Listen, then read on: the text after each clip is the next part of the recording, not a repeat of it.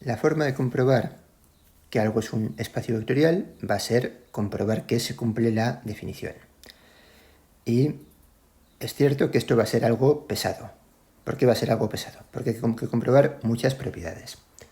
Hay que comprobar que V con la ley de composición interna es un grupo abeliano, y eso supone comprobar 4 propiedades. Y también hay que ver que con la ley de composición externa se cumplen estas otras 4 propiedades. Es decir, en total hay que comprobar 8 propiedades, además de que la operación más es ley de composición interna y de que la operación por es ley de composición externa. Bueno, o sea que según como queráis verlo, hay que comprobar 8 propiedades o 10 propiedades. En resumen, que es algo pesado, que requiere escribir mucho, suele ser sencillo, suele ser rutinario, mecánico, pero es largo de escribir. Por eso a continuación voy a mencionar unos ejemplos, pero dejaré como ejercicio comprobar que se cumplen todas las propiedades.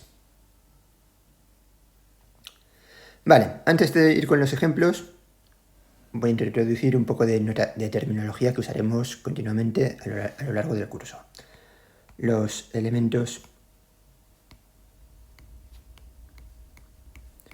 del conjunto V se llaman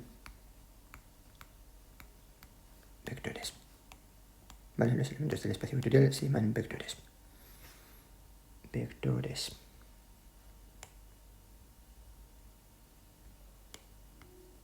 Los elementos del cuerpo, los elementos de un cuerpo K, se llaman escalares. Vale, esto ya ha aparecido en el tema 1. Y habitualmente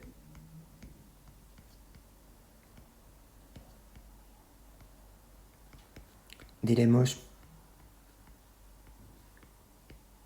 que V es un K-espacio vectorial, sin mencionar la ley de composición interna más y la ley de composición externa por. Es decir, cuando digamos sea V un K-espacio vectorial, ya se sobreentenderá que en V tenemos definida una ley de composición interna más y una ley de composición externa por. Y por cierto, habitualmente también, en vez de escribir lambda.v, escribiremos, como estáis acostumbrados a hacer para el producto en R, escribiremos lambda v.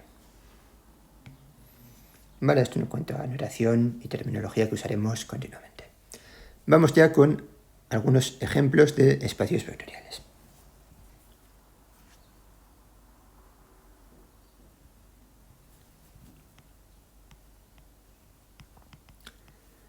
El ejemplo principal es K a la n.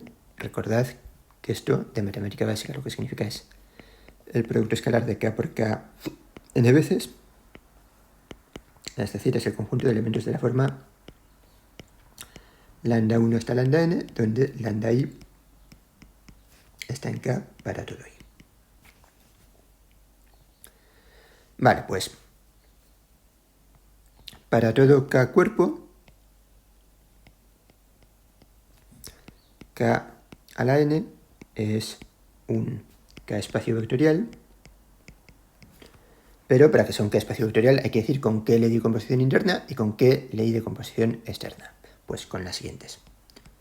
Con la ley de composición interna siguiente, que a un par de elementos de K a la n, digamos lambda 1, lambda n y otro mu1, mu n, le hace corresponder el elemento lambda 1 más mu1 hasta lambda n más mu n.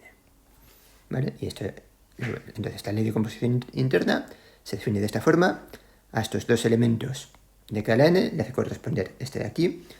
Y esto se define así para cualesquiera lambda 1, lambda n y mu1, mu n, elementos de K a la n.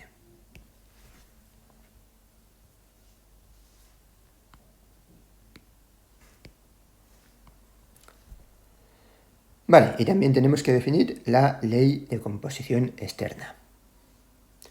Entonces, con esta ley de composición interna y con la ley de composición externa, que, bueno, pues una ley de composición externa tiene que asociar algo a un elemento de K, lambda, y, quiero decir, a un par formado por un elemento de K, lambda, y un elemento de K a la n, digamos lambda 1 hasta lambda n.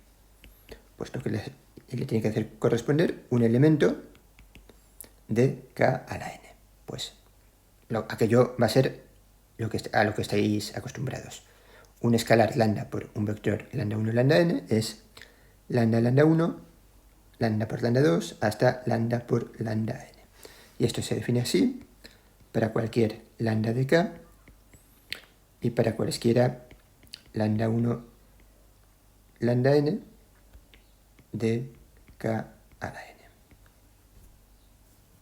Entonces, dejo como ejercicio comprobar que K a la n con esta ley de composición interna y esta ley de composición externa realmente es un K espacio vectorial. Como he mencionado antes, esto supone comprobar que K a la n con la ley de composición interna es un grupo abeliano, eso son 4 propiedades, y que con la ley de composición externa también se cumplen las cuatro propiedades que aparecen en la definición de espacio vectorial. Por cierto, también habría que ver que realmente lo que se dice que es ley de composición interna lo es, y lo que se dice que es ley de composición externa lo es. Ahora, en este caso, está claro porque la ley de composición interna que hemos definido realmente a dos elementos de K a la n le hace corresponder un elemento de K a la n.